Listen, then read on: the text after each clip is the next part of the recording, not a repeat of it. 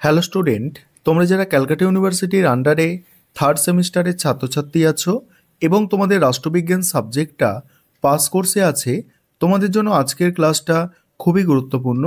আজকের ক্লাসে তোমাদের একটি গুরুত্বপূর্ণ 15 নম্বরের প্রশ্নের উত্তর নিয়ে আলোচনা করব। প্রশ্নটা হচ্ছে, সম্মিলিত জাতিপুঞ্জের সাধারণ সভার গঠন ও কার্যাবলী। অ্যান্সারটা দেখে নাও। বিশ্বের সর্বাপেক্ষা বৃহৎ নাগরিক সভা হলো সাধারণ সভা। পৃথিবীর শান্তিকামী মানুষ দীর্ঘদিন ধরে যে বিশ্ব আইনসভার কথা কল্পনা করে আসছে, তারই এক প্রকার বাস্তব রূপ হলো সাধারণ সভা। এই সাধারণ সভাকে গেটেল বিশ্বের নাগরিক সভা আখ্যা দিয়েছেন। গঠন, সাধারণ সভার গঠনটা দেখে নাও। সম্মিলিত জাতিপুঞ্জের সকল সদস্য রাষ্ট্র নিয়ে সাধারণ সভা গঠিত। বর্তমানে এর সদস্য সংখ্যা হলো 193। প্রতিটি সদস্য রাষ্ট্র সাধারণ সভায় অনধিক 5 জন প্রতিনিধি প্রেরণ করতে পারে, তবে প্রতিটি সদস্য রাষ্ট্রের ভোট সংখ্যা একটি। নিরাপত্তা পরিষদের অনুমোদনের ক্রমে সাধারণ সভার 2/3 সদস্যের সমর্থনে যে কোনো আবেদনকারী সার্বভৌম রাষ্ট্রকে সাধারণ সভার সদস্যপদ দেওয়া যায়। এবার হচ্ছে অধিবেশন।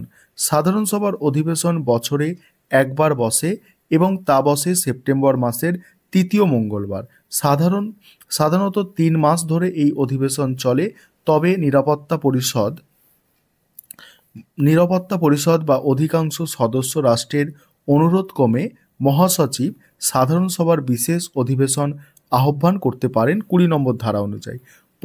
প্রতি বৎসর অধিবেশন শুরু হওয়ার আগে সাধারণ সভায় একজন সভাপতি এবং 21 জন সহ সভাপতি নির্বাচন করে।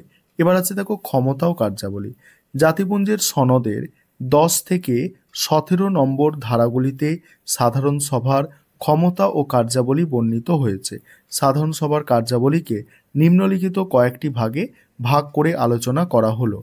1 নম্বর হচ্ছে আলোচনা ও সুপারিশমূলক কাজ। সম্মিলিত জাতিপুঞ্জের সনদে যেসব বিষয়ের উল্লেখ আছে, সাধারণ সভা সেগুলির যে কোনোটি সম্পর্কে আলোচনা করতে পারে।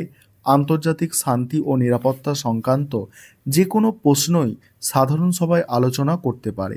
এই সব প্রশ্ন আলোচনার পর সাধারণ সভা যে কোনো সদস্য রাষ্ট্র বা নিরাপত্তা পরিষদকে এই সব বিষয়ে যে কোনো কার্যক্রম গ্রহণ করার সুপারিশ করতে পারে।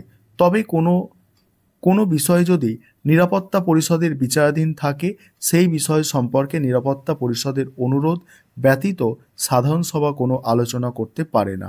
পরের পয়েন্ট হচ্ছে আন্তর্জাতিক শান্তি ও নিরাপত্তা সংক্রান্ত কাজ। এই নোটসের পরের অংশটুকু আলোচনা করব। তার আগে যে বিষয়টা বলার আছে, তোমাদের জন্য অনলাইন কোচিং ক্লাস চলছে। তোমরা চাইলে পেড ব্যাচে অ্যাডমিশন নিতে পারো বা স্টাডি মেটেরিয়াল পারচেস করতে পারো। সেক্ষেত্রে নিচে যে নম্বরটা দেখতে পাচ্ছ, এই নম্বরে তোমরা যোগাযোগ করবে। দেখো, আন্তর্জাতিক শান্তি ও নিরাপত্তা সংক্রান্ত কাজ এখানে কি বলা হচ্ছে। আন্তর্জাতিক শান্তি ও নিরাপত্তা রক্ষার মূল দায়িত্ব নিরাপত্তা পরিষদের ওপর ন্যস্ত হলেও শান্তি ও নিরাপত্তার বিষয়ে আলোচনা ও সুপারিশ করার ক্ষমতা সাধারণ সভার আছে। সনদের 11(2) ধারা অনুসারে জাতিপুঞ্জের কোনো সদস্য অথবা সদস্য নয় এমন রাষ্ট্র অথবা নিরাপত্তা পরিষদ শান্তি ও নিরাপত্তা সংক্রান্ত প্রশ্ন সাধারণ সভায় আলোচনার জন্য উপস্থিত করতে পারে। এছাড়া 11(3) নম্বর ধারায় বলা হয়েছে, আন্তর্জাতিক শান্তি ও নিরাপত্তা বিঘ্নিত হতে পারে এমন এইরকম পরিস্থিতি সাধারণ সভার নিরাপত্তা পরিষদের দৃষ্টি আকর্ষণ করতে পারে। এবার কি বলা হচ্ছে দেখো, নিরস্ত্রীকরণ সম্পর্কিত কাজ। শান্তির সাথে নিরস্ত্রীকরণ ও অস্ত্র নিয়ন্ত্রণের প্রশ্নটি অত্যন্ত ঘনিষ্ঠভাবে যুক্ত। সাধারণ সভাকে এ ব্যাপারে গুরুত্বপূর্ণ দায়িত্ব দেওয়া হয়েছে সনদের 11(1) নম্বর ধারায়। এই সম্পর্কে সাধারণ সভা তার সুপারিশ সদস্যবৃন্দকে অথবা নিরাপত্তা পরিষদকে জানাতে পারে। পরের পয়েন্ট হচ্ছে অর্থনৈতিক কাজ। সম্মিলিত জাতিপুঞ্জের কোষাগারের দায়িত্ব সম্মিলিত জাতিপুঞ্জের কোষাগারের দায়িত্ব সাধারণ সভার ওপর ন্যস্ত হয়েছে। জাতিপুঞ্জের আয় ব্যয়ের হিসাব পরীক্ষা করা, জাতিপুঞ্জের বাজেট বিচার বিবেচনা ও অনুমোদন করা, সদস্যদের চাঁদার পরিমাণ নির্ধারণ করা এবং বাকি পড়লে সংশ্লিষ্ট সদস্যদের বিরুদ্ধে প্রয়োজনীয় ব্যবস্থা নেওয়া, এই সব সাধারণ সভার অর্থনৈতিক কাজের অন্তর্ভুক্ত। তারপরে কি বলা হচ্ছে দেখো, তত্ত্বাবধান সংক্রান্ত কাজ, নিরাপত্তা পরিষদ, অর্থনৈতিক ও সামাজিক পরিষদ, অছি পরিষদ, কর্ম দপ্তরের প্রতিবেদন সাধারণ সভার নিকট পেশ করতে হয়। বর্তমানে প্রতিবেদন পেশ করার বিষয়টি একটি আনুষ্ঠানিক ব্যাপারে পর্যবসিত হয়েছে। নিরাপত্তা পরিষদের প্রতিবেদনের ওপর কোনো বিতর্ক হয় না বললেই চলে। তারপরে আছে দেখো, আইন প্রণয়ন সংক্রান্ত কাজ, জাতিপুঞ্জের সনদের 13 নম্বর ধারায় আন্তর্জাতিক আইনের সংকলন, উন্নতি ও প্রসারের উৎসাহ দান করা সাধারণ সভার কার্য বলে স্বীকৃত হয়েছে। প্রতি বৎসর এখানে আন্তর্জাতিক বিভিন্ন প্রশ্ন, যে সকল প্রস্তাব ও সিদ্ধান্ত গৃহীত হয় সেগুলির অধিকাংশ আন্তর্জাতিক আইনের গুরুত্ব বহন করে। এবার হচ্ছে দেখো, নির্বাচন সংক্রান্ত কাজ, সাধারণ সভার কিছু নির্বাচন ও নিয়োগ সংক্রান্ত কাজও সম্পাদন করে। নিরাপত্তা পরিষদের সুপারিশক্রমে সাধারণ সভা জাতিপুঞ্জের নতুন সদস্য নিয়োগ করে, মহাসচিবকে এবং আন্তর্জাতিক বিচারালয়ের সদস্যদের নির্বাচন করে। এছাড়া অর্থনৈতিক ও সামাজিক পরিষদের সদস্যদের, নিরাপত্তা পরিষদের অস্থায়ী সদস্যদের, অছি পরিষদের কয়েকজন সদস্যকে সাধারণ সভা এককভাবে নির্বাচন করে। এবার আছে মূল্যায়ন। দেখো মূল্যায়নটা দেখে নাও।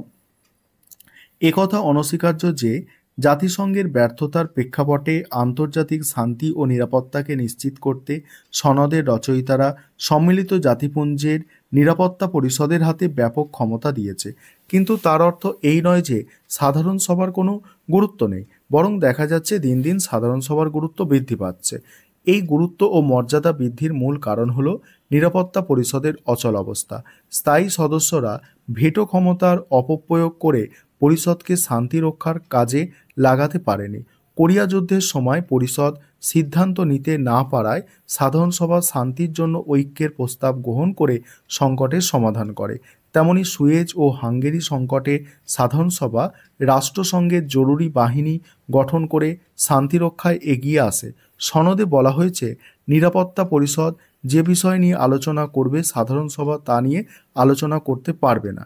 কিন্তু এই বিধিকে উদারনৈতিক দৃষ্টিভঙ্গিতে ব্যাখ্যা করে সভার আলোচনার ক্ষেত্র প্রসারিত হয়েছে।